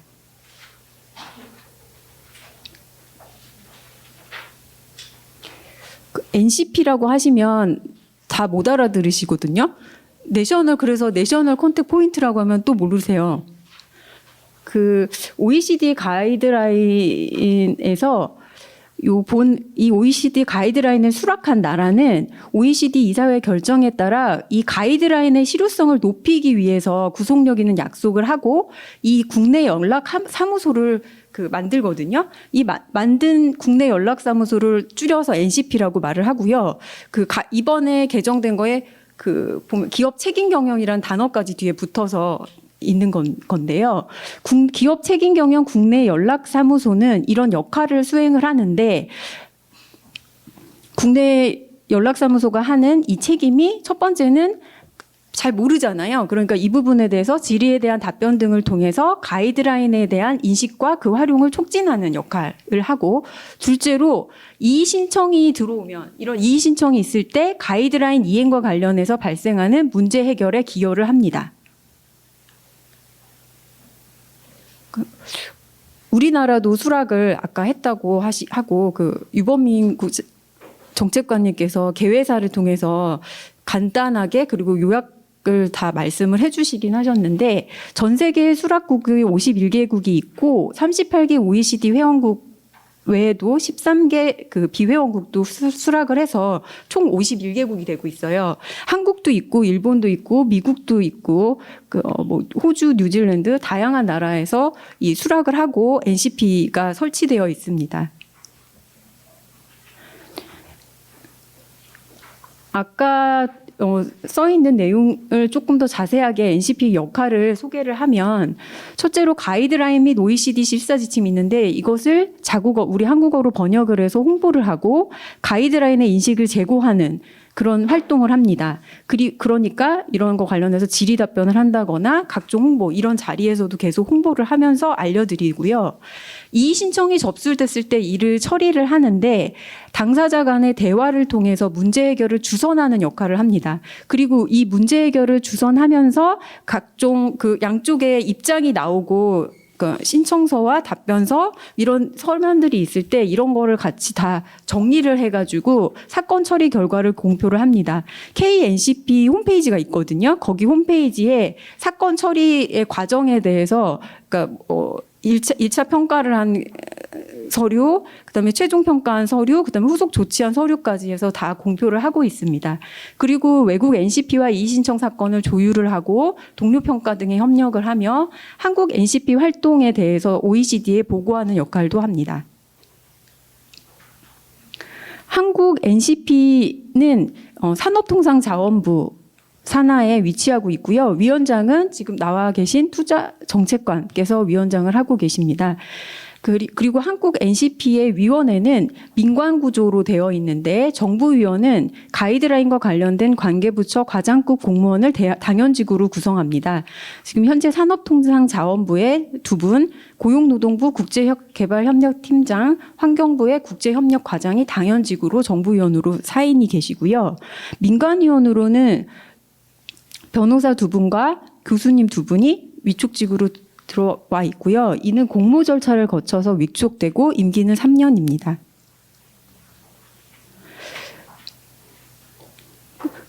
한국 NCP 위원회가 있고 NCP 사무국이 있는데요. 한국 NCP 사무국은 대한상사중재원에 두고 있습니다. 근데 왜 여기에 두고 있느냐?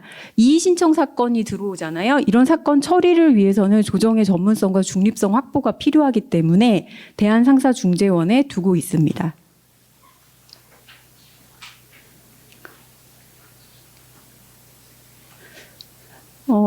이의 신청 사건이 2002년부터 쭉 보면 1건, 2건씩 있다가 최근에는 조금 더 증가한 경향을 보이고 있는데 2024년 11월 현재 기준으로는 총 33건, 최근 5년간은 10건 정도가 접수되었습니다. 신청인을 통계낸 것을 보면 노동조합이 17건, NGO가 10건 정도 되는데요. 우리는 법원에 소송을 제기할 때는 직접적으로 권리를 침해당했다 또는 의무가 있는 사람을 상대로 하고 이런 좁은 개념이 있긴 하지만 이의 신청 같은 경우는 이해관계자를 다 포함하는 개념이어서 이 가이드라인에 대해서 직접적으로 침해가 있다라는 개인이나 단체도 신청을 할 수 있지만 이들을 대표하는 제3자 의 경우도 신청을 할 수 있고, 그다음에 이런 기업 책임 경영을 목적으로 만들어진 그런 NGO 같은 데도 있거든요. 거기도 신청을 할 수가 있습니다.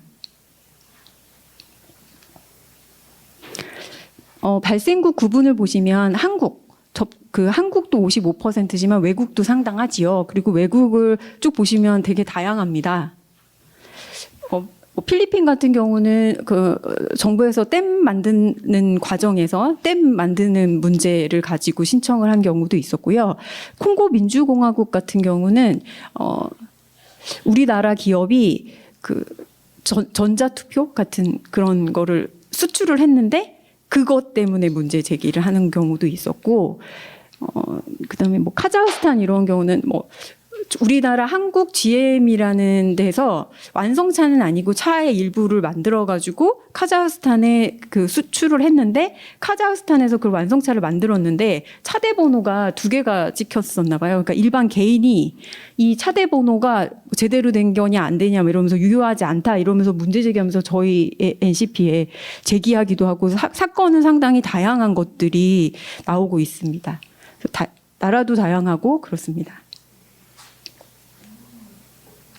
이의 신청 사건의 절차도인데요. 첫 번째로 먼저 이의 신청서가 접수가 되면 이 접수된 것에 충분한 정보를 포함해서 작성되었는지를 먼저 봐서 조금 보완이 필요하다, 그럼 보완을 요청을 하고 보완이 됐으면 이걸 접수를 합니다. 그리고 이것이 해외 NCP와도 관련되어 있는지를 따지는데요. 우리나라에만 관련이 돼 있으면 우리나라가 담당 NCP가 돼서 절차를 처리하면 되고, 해외 NCP와 관련이 돼 있으면 담당 NCP와 보조 NCP를 결정한 다음에 그다음 이걸 처리하게 됩니다. 당사자가 먼저 신청서가 들어와서 어떤 주장을 하시잖아요. 그럼 그거에 대해서 제기당한 측에서 답변서를 제출을 하고, 그다음에 추가 의견서, 추가 답변서를 제출하는, 그러니까 서면이 2번 정도 왔다 갔다 하는 의견 교환의 과정을 거치면서 이 1차 평가는 6가지 평가 기준이 있는데, 그것을 고려해서 이 해당 쟁점에 대해서 추가 절차를 진행할 실익이 있나 없나 이거를 따지게 됩니다. 그래서 실익이 없다라고 되게 되면 절차를 종결하고 1차 평가서를 작성한 다음에 이를 공개를 합니다. 1차 평가서를 작성을 할 때는 양쪽에 요 서면이 있었잖아요. 서면도 있고 의견을 주신 게 있는데, 그 부분을 요약도 하고 거기 초안에 대해서 당사자들한테, 그러니까 초안을 공람해서 의견도 받고 한 다음에 정리를 해서 그 다음에 공개를 합니다. 그 1차 평가를 해가지고 절차를 종결하는 게 맞다, 그래서 절차 종결하고 1차 평가서를 공개하는 것도 있지만, 다음 절차로 나아가야겠다 하는 경우에는 다음 절차로 넘어가는데, 이것은 당사자 간 쟁점 해결을 위한 대화의 장을 마련하는 것, 그들에게 대화의 장을 마련하고 문제를 해결할 수 있도록 주선을 제공하는 절차입니다. 사건별로 쟁점에 따라서 조정위원회를 구성하는데요. 3인에서 5인 정도를 구성해서 이 절차를 진행합니다. 이 절차는 양 당사자를 같이 만나가지고 이야기하기도 하고요. 한쪽 당사자만 먼저 만나고 저쪽 만나고 이런 방식으로도 진행합니다. 사건이 접수되고 나면 1년 이내까지 이거를 다 정리하도록 되어 있는데, 진행을 그래서 1년 이내까지로 진행을 하는데요. 사안에 따라서는 조금 기한을 연장해가지고 그 기간이 길어지는 경우도 있습니다. 주선을 통해서 이 확인한 자료를 기반으로 해서 추가 조사를 진행하고, 당사자 간의 어떤 문제에 대해서 합의가 된 경우도 있고 합의가 안 된 경우도 있을 수 있거든요. 합의가 되면 합의 내용을 포함해서 최종 성명서를 작성하고 이를 공개하고요. 합의는 되지 않았더라도 NCP에서 권고하는 경우가 있는데, 그런 권고사항을 포함해서 최종 성명서를 작성합니다.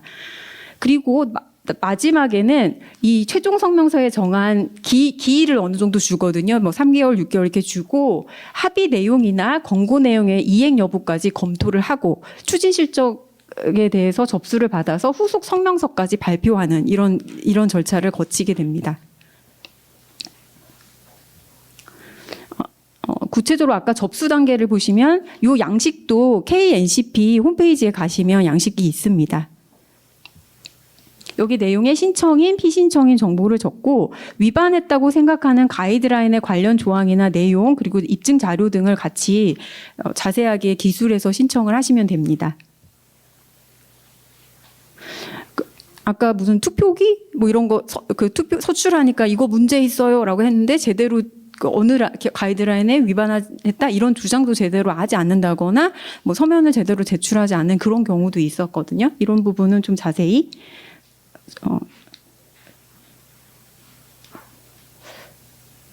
이런 관련 조항 위반이나 이런 것들을 좀 자세히 쓰시면서 주장을 하셔야 다음 단계로 넘어갈 때 판단을 할 때 더 좋겠죠.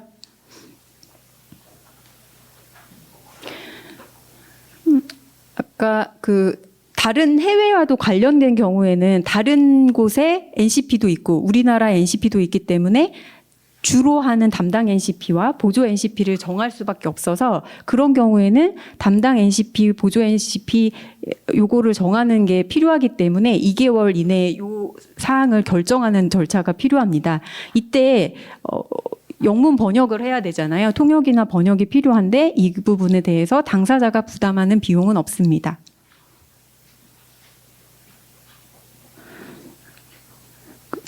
아까 설명드린 1차 평가 부분에 초안 작성을 할 때는 6가지 기준이 있는데 당사자의 신원 및 이해관계, 중대 및 입증 여부, 가이드라인 범위 포함 여부, 기업 활동의 연관성, 병행 절차의 NCP 제한 여부, 가이드라인 효과성 제고 여부 요 6가지 기준을 가지고 검토를 해서 실익이 있는지 다음 단계로 넘어갈 실익이 있는지를 따집니다.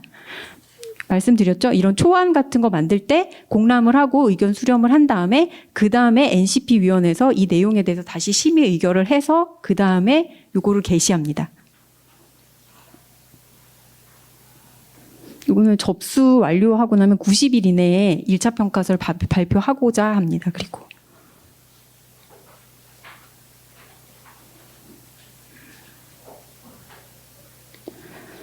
다음 단계인 1차 평가를 통과한 사건에 대해서 조정 절차를 진행을 하는데 이거는 조정위원회를 구성한 다음에는 조정 계획을 작성을 해서 어떻게 하면 효율적으로 신속하게 잘 할 수 있을지 작성을 해서 조정 절차를 진행을 합니다.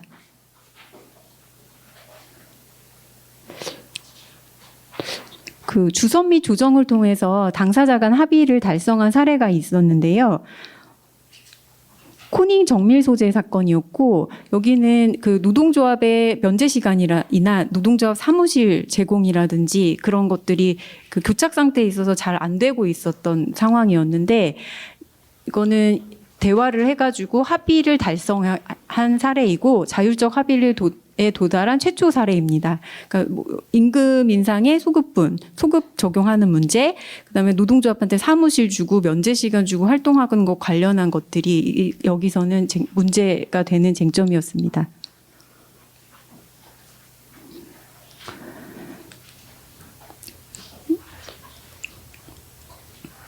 최종 평가 단계인데요. 조정 절차를 통해서 당사자 간 합의를 하거나 또는 합의가 안 됐다 하더라도 미합의한 사항, 권고사항 등을 다 평가해가지고 그 서류를 작성을 하는데요. 여기에는 처음부터 이 사건이 접수된 날짜부터 시작해서 쭉 있었던 과정을 다 적습니다.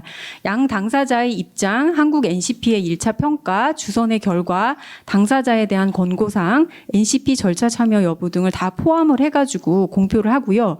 필요한 경우에는 최종 성명서를 발표할 때 산업통상자원부에서 보도자료도 배포를 합니다.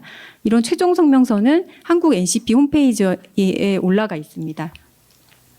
여기도 초안 공람하고 의견 수렴을 해서 이런 것도 다 당사자들한테 초안에 대해서 의견을 달라고 해서 고치기도 하고 그다음 NCP 위원회에서 심의 의결을 거쳐서 내용을 수정하고 그래서 공포를 하는 거니까 만약에 이 절차에 들어오셨다 했을 때 걱정하지 않으셔도 됩니다.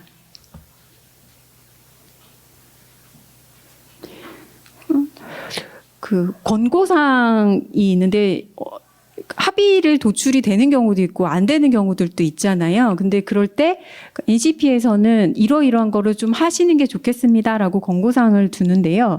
관련 당사자들과의 대화 협력을 통하여 관련된 이슈를 지속적으로 모니터링하고 가능한 모든 방법을 이용해서 적극적으로 대처를 했으면 좋겠다. 또는 이런 실사 과정에 이런 지침들이 실사 과정에서 고려될 수 있도록 해라. 그다음에 최근 건은 직장 내 성희롱 사건과 관련해서 가이드라인 관련한 이런 프로젝트 이행 과정이 있는데 이해관계자의 유의미한 참여를 보장해라. 이런 식의 권고를 했습니다.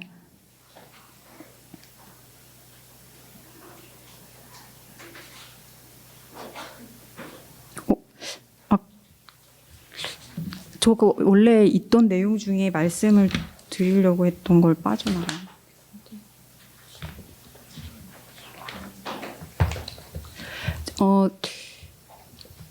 이 절차에 참여하시는 것이 혹시나 기업이 내가 가이드라인을 준수하지 못했다라고 생각하시게 될까봐 걱정하시는데 그건 아니고요. 절차에 참여를 했다고 해서 가이드라인을 준수하지 못한 것처럼 느껴지는 건 아니고요.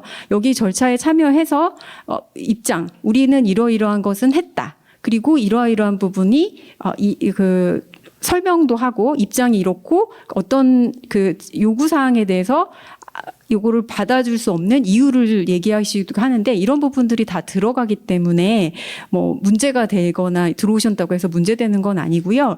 그다음에 이 절차에 들어왔다고 해서 그 피신청인한테 일방적으로 양보를 강요하거나 그러진 않습니다. 양쪽에 한테 자료 주선 절차를 제공하는 것이지 한쪽에 특히 뭐 기업한테 이거를 해주세요. 계속 양보하세요. 이러진 않고요. 그리고 들어왔다가도 자유롭게 나갈 수 있습니다. 그거에 대해서 뭐 제한하거나 나가지 마세요. 이러지도 않고요.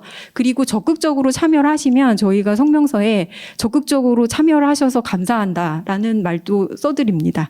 그러니까 이 절차에 들어오시는 거에 대해서 겁먹지 마시고, 그러니까 나오셨을 때 그 적극적으로 입장이나 잘못된 부분은 그 고치시는 것도 필요한 것 같습니다. 네, 이상입니다. 네, 장정 변호사님의 발표 잘 들었습니다. OECD 다국적 기업 책임 경영 가이드라인 및 한국 NCP에 관한 소개가 됐는지 모르겠습니다. 더 추가로 궁금하신 점이 있으면 저희 한국 NCP 사무실로 언제든지 연락해 주시면 보다 자세히 설명해 드리도록 하겠습니다. 네, 다음은 패널 토의 시간입니다. 패널 토의의 주제는 기업 책임 경영 민관 협력 방안으로 업계에서 ESG 및 공시와 관련된 경험을 갖고 계신 분들을 모시고 오늘 패널 토의를 진행하도록 하겠습니다. 이번 패널 토의에서는 성균관대학교 법학전문대학원의 최준선 명예교수님을 좌장으로 모셨습니다. 간단히 최준선 교수님에 대해서 말씀을 드리면 현재 한국기업법연구소 이사장을 역임하고 계시며 상법, 회사법, 해양법 등에서 오랜 시간 동안 많은 연구를 수행하셨고요. 저희 대한상사중재원의 중재인으로도 현재 활동하고 계십니다.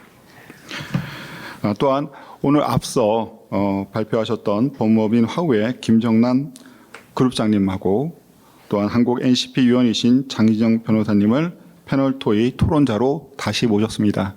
이분들에 대한 소개는 생략하도록 하겠습니다. 그리고 다음으로 그 토의에 나오신 한국거래소 ESG 지원팀장이신 박준영 팀장님을 소개해드리겠습니다. 간략히 소개 말씀드리면 박준영 팀장님은 한국거래소 증권상품시장부 전략기획부 등에서 근무하셨으며 지난해부터 ESG 지원팀장으로 현재 근무하고 계십니다. 마지막으로 모신 분은 위은실 포스코 경영연구원 수석연구원님을 모셨습니다. 간략히 소개 말씀드리면 위은실 수석연구원님은 한국회계기준원 지속가능성 자문위원으로 현재 활동하고 계십니다. 자, 그러면 지금부터 이제 좌장이신 최준선 교수님께 오늘 패널 토의 진행을 부탁드리도록 하겠습니다. 예, 안녕하십니까. 저는 그 업계와 그 국회가 연합해서 만든 KESG 얼라이언스 자문위원으로 활동하다 보니까 가끔 이렇게 ESG 관련 토론회에 나오고 있습니다. 오늘 ESG 분야에서 국내 최고의 권위자 여러분이 오셔가지고 기업 책임 경영의 중요성과 또 주요 이슈들을 상세하게 설명해 주시고 그 지혜를 공유해 주셔가지고 오늘 상당히 유익한 토론회가 된 것 같습니다. 오늘 이제 패널 4분이 계시는데 사실은 2분은 앞에서 말씀하실 기회가 20분씩 있었기 때문에 조금 뒤로 미루고 순수하게 토론하기 위하여 오신 2분에게 먼저 기회를 드린 다음에 이제 보충해서 아까 발표하신 김정남 그룹장님하고 그 장진영 변호사님 같이 보충 설명을 해 주시는 걸로 그렇게 해 주시면 감사하겠습니다. 여기 이제 우리 프로그램 순서에 따라서 먼저 박준영 팀장님께서 오늘 들으신 소감과 또 중요한 제언 같은 게 있으면 해 주시면 감사하겠습니다.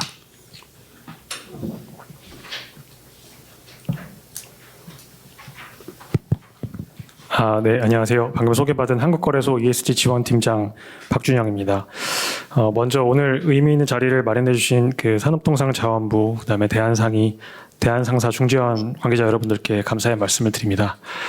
앞서 주제 발표와 주제 발표 분들 하신 분들 말씀 잘 들었습니다.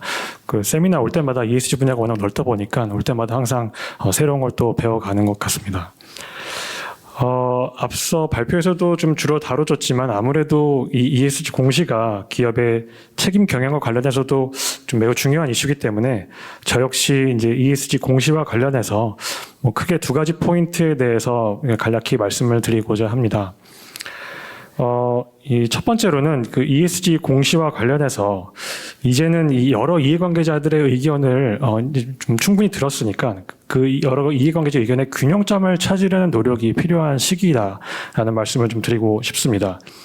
아무래도 여기 계신 분들이 모두 동의하는 바는 ESG 공시 관련해서 하루빨리 좀 정책이 결정이 되고 불확실성이 해소되기를 모두 좀 바라고 계실 것 같습니다. 하지만 제가 이제 관련 세미나나 포럼에 참석해서 봤을 때도 여전히 이제 기업분들은 그 기업대로 얘기를 하시고 이제 투자자분들은 또 투자자분들대로 얘기를 하시고 그런 좀 완전히 상반된 의견이 평행선을 달리는 그런 논의의 자리들이 많아서 조금 안타까운 마음이었습니다. 그래서 이제는 조금 더 그 차이를 좁히려는 노력이 필요하지 않을까 생각을 하고요. 물론 이제 그러기 위해서는 먼저 그런 논의를 할 수 있는 그런 채널이 필요할 것 같습니다.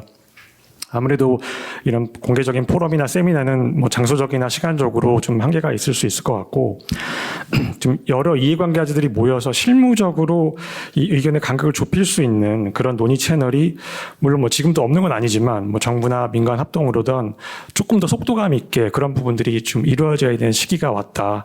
이제 그런 말씀을 드립니다. 그리고 또 하나 그런 균형점을 찾기 위해서는 무엇보다 이런 ESG 공시와 관련된 여러 사안들을 좀 하나의 테이블에 올려서 통합적인 논의를 해야 그 균형점을 찾을 수 있겠다. 이제 그런 생각이 좀 듭니다. 아무래도 지금 ESG 공시와 관련해서 여러 분야들이 있는데 이 부분을 좀 파편적으로 각각에 대해서 논의를 하다 보면 그 균형점을 찾기가 좀 힘들다는 생각이 듭니다. 예를 들어서 지금 이제 회계기준원 산하의 지속가능성 기준위원회 KSSB에서 거기가 이제 ESG 공시 기준 관련된 전담 기구다 보니까 공시 기준을 논의를 많이 하고 있습니다. 예를 들어서 이 지금 KSSB 기준에 있어서 연결 기준 공시라든지 또 스코프 3 공시라든지 아까 저희 김정남 그룹장님 발표에서도 나왔지만 1015 공시라든지 이런 부분들이 그 쟁점으로 좀 논의가 되고 있는데 사실 이제 그 사안 그 자체에 대해서만 논의하면 좀 기업들은 이제 계속 힘들어서 이제 하기 어렵다, 준비가 안 됐다라는 얘기. 그다음에 투자자분들은 특히 글로벌 투자자들은 꼭 필요한 공시니까 하루빨리 공시하자 이런 의견이 역시 평행선을 달리거든요. 근데 만약에 이런 공시 기준 스콥3나 이런 연결 기준이나 이런 공시에 대해서도 그 공시 기준을 적용하는 데 있어서 필요한 다른 제도들, 이를테면 그 기준을 언제, 어떤 기업을 대상으로 어떻게 공시하게 할 거냐, 그 제도적인 부분, 그 다음에 그런 기준을 공시함으로써 기업들이 처할 수 있는 어떤 소송 부담을 법적으로 어떻게 면책시켜 줄 수 있느냐, 이런 면책 조항 부분들, 이런 부분들을 하나의 테이블에 올려놓고 그거의 균형점을 찾는 노력을 한다면 조금 더 좀 합치점을 잘 찾을 수 있지 않을까, 그런 생각을 조금 해봤습니다. 두 번째로 또 제가 말씀드리고 싶은 부분은 이렇게 여러 이해관계자들의 의견에 합치점을 찾고 균형점을 찾는 것도 중요한데, 그럼에도 불구하고 그 과정에서 좀 우리 ESG 공시의 어떤 골든타임이 있다면 그 골든타임을 놓쳐서는 또 안 되겠다라는 생각이 듭니다. 아무리 합치점을 찾아도 이 중요한 모멘텀을 놓치고 실기하면 그런 합의가 크게 의미가 없을 거라는 생각 때문입니다. 그러면 여기서 골든타임은 어떻게 찾아야 되는지 이 부분은 이제 또 생각을 해보게 되는데, 물론 이 ESG 공시가 장기적으로는 뭐 지속 가능한 사회, 환경 이런 부분들을 구축하는 이제 원대 목표를 이루기 위함이지만 제 생각에 단기적으로는 이 ESG 공시의 골든 타임은 이 현재 그 ESG 공시와 관련된 글로벌 규제 흐름, 그 다음에 ESG 투자, 그런 규제와 투자 차원에서 우리나라 기업들이 경쟁력을 확보할 수 있는 시기가 언제인가? 이 부분이 골든타임 논의의 핵심이라고 저는 생각을 하는데요. 그렇게 생각하다 보면 이제 유럽 규제를 생각하지 않을 수가 없습니다. 그러니까 뭐 미국은 이제 뭐 대선 이후에 또 어떻게 변할지 모르겠지만 미국은 미국대로 가고, 하지만 유럽은 직접적으로 우리나라에게 영향을 주는 규제들이 지금 많이 들어올 것으로 예정이 돼 있지 않습니까? 다 아시겠지만 유럽 공급망 실사가 27년부터 시작되고, 더더욱이 그 CSRD 유럽 ESG 공시가 29년부터는 우리나라 기업에 직접적으로 적용이 되는데, 그 지금 어디 컨설팅 기관에서 조사한 바에 따르면 이제 한 70개 상장 기업이 29년부터는 유럽에 공시를 해야 된다고 합니다. 근데 그러면 뭐 70개 기업이 뭐 그렇게 큰 숫자는 아닌 것 같다라고 생각하실 수도 있지만, 유럽 ESG 공시도 연결 기준 공시거든요. 그러면은 사실 연결 기준 공시를 한다면 70개 기업뿐만이 아니라 그 관련된 모든 종속 기업들도 다 해당이 될 수가 있겠고요. 더군다나 유럽은 이게 중대성도 이중 중대성을 갖고 있고, 그 다음에 공시 주제도 기후가 아니라 굉장히 방대하지 않습니까? 그래서 이런 부분에서 준비하는 그 적절한 시기를 찾는 것이 필요한데, 물론 이제 다른 쪽에서는 그렇게 얘기하실 수도 있습니다. 아까 뭐 이성경 대표님 발표에서도 여러 좋은 사례들이 많이 나왔지만, 뭐 유럽에서 공시하면 그것도 기업들 스스로 그냥 준비 각자 하게 하면 되는 거 아니냐, 이제 그런 생각도 하실 수가 있는데, 저는 개인적으로 그런 기업들이 스스로 하게 할 수도 있지만, 우리나라 기업들이 그런 규제나 투자 흐름에 대응해서 잘 대응을 하게 하려면 반드시 제도적인 뒷받침이 필요하지 않을까 생각을 합니다. 그러니까 단적인 예로 뭐 연결 공시를 하려면 이제 모기업이 자회사한테 혹은 협력사한테 특정 정보를 요구를 해야 되는데, 그런 정보 요구 권한 이런 것도 법적으로 필요할 수 있겠고요. 근데 그런 법적인 정보 요구 권한 이런 것들은 우리나라에서 법제가 어느 정도 이루어져야 그런 부분들이 제도적으로 확보될 수 있을 거라는 생각이 들고요. 또 한 부분은 아까 이제 인증 부분도 김정남 그룹장님 발표에도 나왔었는데, 그 인증도 뭐 지금 여러 기업들이 인증을 받고 있습니다. 근데 그 인증을 해외 규제기관이나 다른 투자자들도 그 인증 결과를 인정할 것이냐. 그러니까 저는 그 인증의 퀄리티를 얘기하고자 하는 건 아니고, 그 인증, 우리나라에서 인증받는 것이 어떤 제도에 의해서 어떤 기준을 다 지켜서 나온 그런 인증일 때 그 인증이 국제적으로도 인정을 받을 수 있을 거라는 생각이 들거든요. 그래서 그런 부분들도 제도적 인프라가 필요한 부분의 하나이고, 뭐 그게 아니더라도 그 뭐 상장기업뿐 아니라 협력사, 뭐 종속기업 이런 여러 기업들이 공시를 준비하게 하려면 그런 기업들의 동료 차원에서도 우리나라의 그 공시 의무나 이런 제도적인 인프라가 제때 갖춰져야겠다고 생각을 합니다. 그러니까 그 시점을 찾는 것이 이 골든타임을 찾는 것이고, 그러니까 꼭 뭐 기업이 이제 준비가 안 돼 있고, 그러니까 기업이 충분히 준비할 수 있는 시간을 주고 그 준비하는 기간까지 기다려서 공시를 하는 것도 물론 의미가 있을 수 있지만, 우리 기업에게 필요한 골든타임이 언제인지를 일단은 찾고, 그 시점까지 기업들이 얼마나 어떻게 잘 준비할 수 있을까를 고민하는 것이 어떻게 보면 더 바람직한 순서가 될 수 있지 않을까, 이제 그런 생각을 해봤습니다. 그래서 이 두 가지 포인트에 대해서 말씀을 드렸고요. 사실 뭐 거래소가 이제 정부 당국은 아닙니다. 그래서 저희가 직접적으로 이거를 실행할 수는 없는 상황이지만, 저희가 이제 계속적으로 여러 가지 공시 기준이나 제도 관련된 그런 회의체에 참여를 하고 있고, 또 금융위와도 긴밀히 소통하고 있기 때문에 제가 방금 말씀드린 이런 두 가지 포인트들이 좀 실현될 수 있도록 거래소도 계속 노력하도록 하겠습니다. 이상입니다.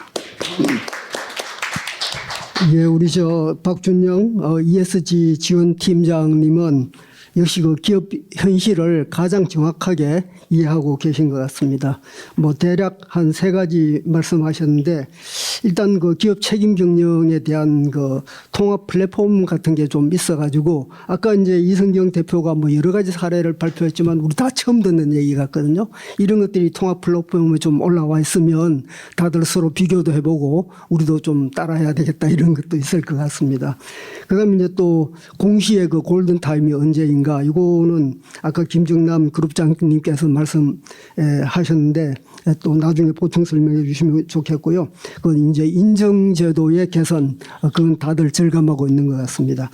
그럼 다음으로 우리 위원실 포스코 경영연구원 수석 연구원께서 말씀해 주시겠습니다. 네. 네, 안녕하세요. 포스코 경영연구원의 위은실입니다. 저는 올해 그 ISSB의 그 전환 이행 그룹이라고 예, 올해 회의를 한 3번 참석을 했습니다. 그래서 전환 이행 그룹이 뭐냐면요.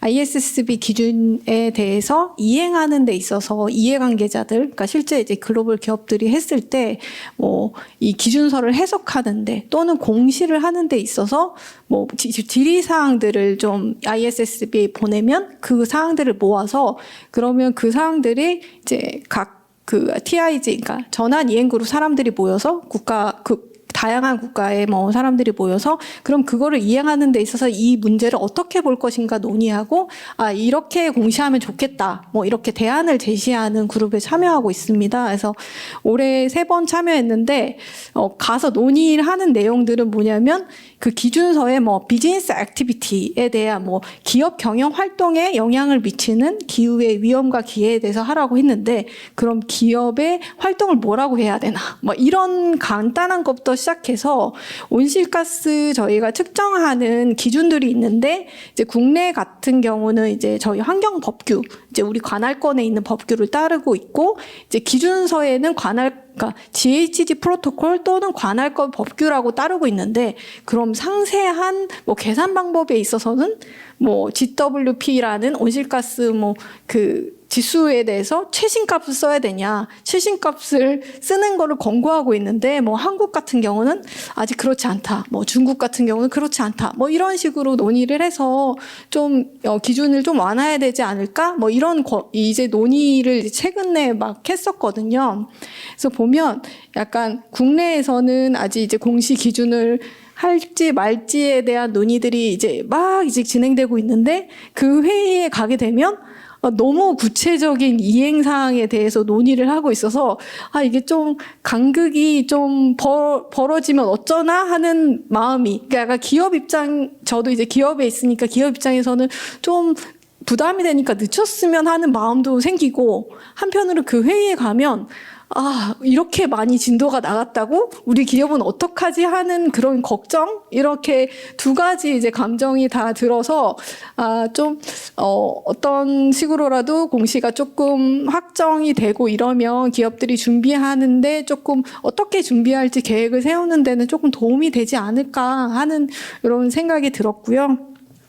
또 하나는, 또 하나 다행인 건, 글로벌 기업들도 매우 힘들어하고 있으니까 네 우리도 이제 같이 발 맞춰서 하면 준비하면 되겠다 하는 생각이 듭니다.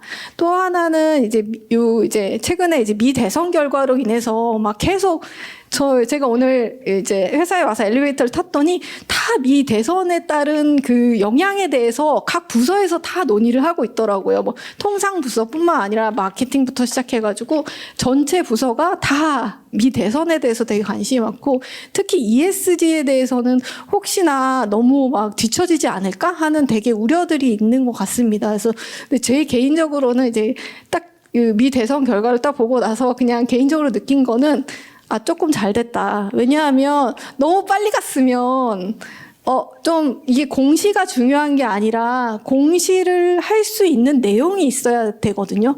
그래서 저희가 기후 관련 공시를 할 수 있으면 우리가 기후 관련해서 위험을 완화할 수 있는 조치들이 취해져야 하고 기회 요인 측면에서 우리가 역량을 발휘할 수 있는 그런 것들이 준비되어 있어야 되는데 막 할 건 없는데 그러니까 물론 기업들이 다 준비를 하고 있지만 그 조금이라도 기간을 벌어서 우리가 공시할 수 있는 내용, 그리고 공시에 대한 준비뿐만 아니라 공시를 잘 할 수 있는, 우리의 기업의 가치를 보여줄 수 있는 내용들을 조금이라도 준비할 수 있는 시간을 버는 게 아닌가 하는 생각이 들었습니다. 그래서 ESG에 대한 관심을 기업들이 계속 가지고, 그리고 우리 산업부도 그러시고 다 대한상의도 그러시고 다 이 조금의 우리 번 시기를 가지고 조금 역량을 제고하고 도움을 주시는 그런 것들을 이제 많이 기업도 많이 준비할 수 있었으면 좋겠다 하는 생각이 들었고요. 마지막으로 이제 OECD 가이드라인에 대해서 되게 발표해 주셨는데요. 제가 예전에 기업 책임 경영을 공부할 때 제일 먼저 보는 거는 사실 OECD 기업 책임 경영 가이드라인이거든요. 약간 뭐 책임 경영의 101 같은 느낌의 그런 이제 개념도 있고 여러 가지 사안들이 들어 있어서 굉장히 많이 이제 여러 번 봤던 기억이 납니다. 근데 이제 이런 것들을 어떻게 기업들이 활용할까? 라는 측면에서 보면은 요새는 ISSB도 그렇고 CDP도 그렇고 유럽의 ESRS도 그렇고 인터오퍼러빌리티라고 상호 운영성에 대한 보고서를 다 발간을 합니다. 그래서 그 각각의 기준들이 어떻게 연결을 해서 활용할 수 있는지에 대해서 이제 그런 보고서를 발간하는데요. 혹시라도 나중에 여유가 되신다면 OECD 다국적 기업 책임 경영 가이드라인이 ISSB에 아까 CS DDD에서 뭐 반영된 부분도 보여주셨는데 그런 것들을 어떻게 연계해서 쓸 수 있는지 또는 기업의 그 지속 가능성 영역 ESG 정책을 저희가 발간하고 개정할 때 이 OECD 다국적 기업 가이드라인을 어떻게 적용할 수 있을지에 대한 그런 예시들을 좀 주시면 기업들이 조금 더 탄탄한 책임 경영을 준비하고 이게 굉장히 오래된 지침이지 않습니까? 그리고 최근에 기업 생물 다양성도 반영하고 있어서 좀 많이 활용할 수 있도록 상호 운영 관련한 보고서나 이런 것들을 좀 혹시 기회가 되시면 제공을 해주시거나 말씀을 주시면 기업들이 좀 더 많이 활용할 수 있지 않을까 싶습니다. 네, 감사합니다.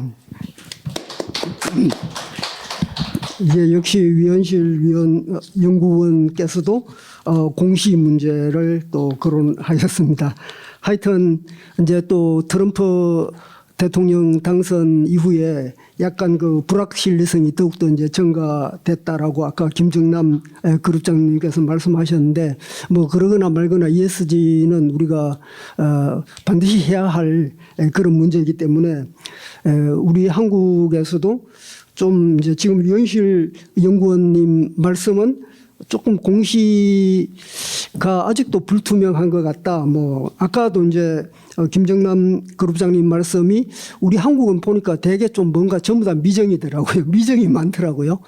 스코프 3도 뭐 미정이고 또 뭐 101호 그것도 좀 너무 이상한 것들을 많이 요구하잖아요. 뭐 여성 고용 인원이라든지 뭐 장애인 고용의 뭐 비율이라든지 뭐 이런 것들을 조금 ESG하고 상관도 없어 보이는 뭐 이런 것까지 요구하고 해가지고 이런 것들이 조금 빨리 확정이 됐으면 하는 그런 말씀이 한 가지였고 이제 두 번째로 OECD 가이드라인이 어떻게 구체적으로 적용되고 활용될 수 있는지 그런 부분에 대한 좀 자료 발간 이런 사업을 통해서 기업들에게 많이 좀 제공해 주셨으면 하는 그런 요구사항을 말씀해 주셨습니다.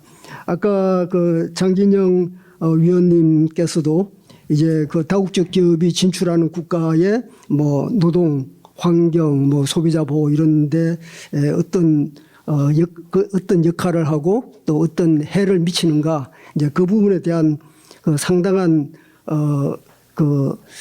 사례들을 많이 말씀해 주셔가지고 오늘 큰 도움이 됐는데 이제 오늘 이것으로 이제 토론자 두 분은 말씀을 마치고 우리가 원래는 사실은 이제 3시 50분까지 끝내야 되는데 한 10분 정도 더 여유를 두도록 하고 이제 이 두 분 말씀에 대한 보충 말씀해 주시면 감사하겠습니다.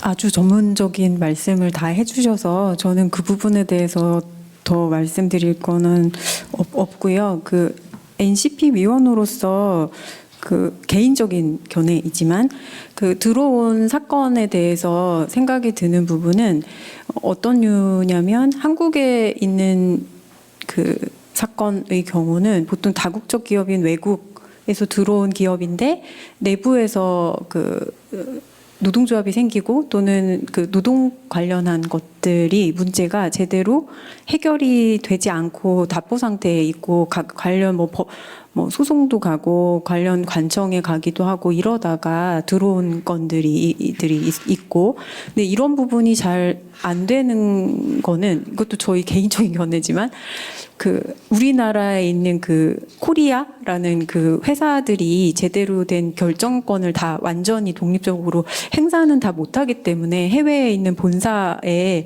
눈치를 볼 수밖에 없고 그 리전이나 이런 데 다 보고를 받고 해야 되기 때문에 너무 더 우리나라에 있는 기업보다는 자율적인 재량 부분이 적고 그다음에 책임 부분도 없어서 그런 게 아닌가라는 생각이 들었거든요. 이런 부분에 대해서는 해외의 그 본사들도 우리나라에서 제대로 이 가이드라인도 지키고 우리나라에서도 제대로 활동을 해주셔야 된다라는 부분이 필요한 것 같고요.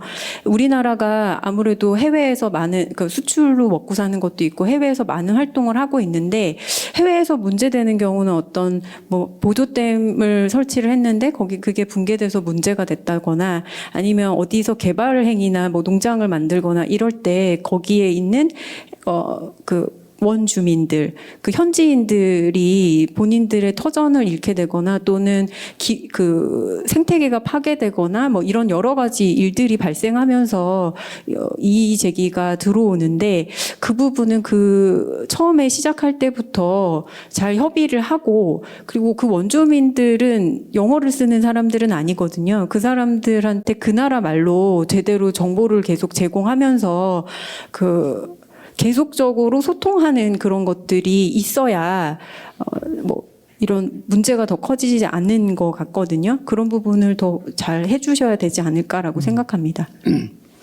예, 감사합니다. 이것으로 오늘 2024년 하반기 기업 책임 경영 민관 합동 세미나를 모두 마치도록 하겠습니다. 감사합니다. 네.